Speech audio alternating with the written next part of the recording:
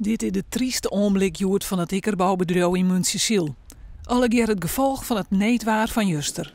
Het giet een maal ontij in Muntsjesiel. Middies sloeg bij een zwiere tongerbui het Vjeljocht in. Het complete bedrijf is in de Iskelijn. En ik zie een paar van die grote flitsen daar richting Kolm aankomen. Ik kwam hier achter de dik bij Schutter en ik zie daar weer van die slang naar beneden gaan. Zaten god van die ballen onder. Koos Hovius had 16 jaar werk op een plaats. Dat de boerderij nou afbaand is, docht hem zeer. Je zeggen vuurballen? Ja, zo van die vuurballen. Achter de dik langs. En u hebt daar nog een keer zien. 500 meter verder zat nog weer een flits. En die is natuurlijk naar die boerderij gevlogen. De lucht werd echt helemaal zwart.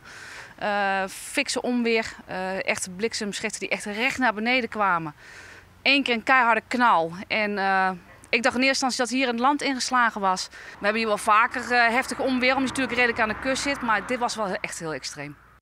De familie Bakker is nog te bot onslijn om voor uw camera te reageren. Vanzelfs is de bron bij het landbouwbedrijf van de Bakkers het praat van de dag in het dorp. De man die als een van de eersten bij de bron wie is boer Albert-Jan Zielstra.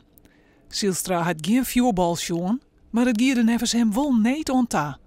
Hij had de familie voortendagelijks geholpen. Nou, alles wat ik denk wat we eruit krijgen kon, dat we proberen zoveel mogelijk wat uit de score bij te halen. Ik denk de familie die redt hem wel met voorheen. En ja, het enige wat ik maken kan is dat ik achter nog wat materiaal uit de score bij krijgen kan. En dat hebben we zoveel mogelijk doen.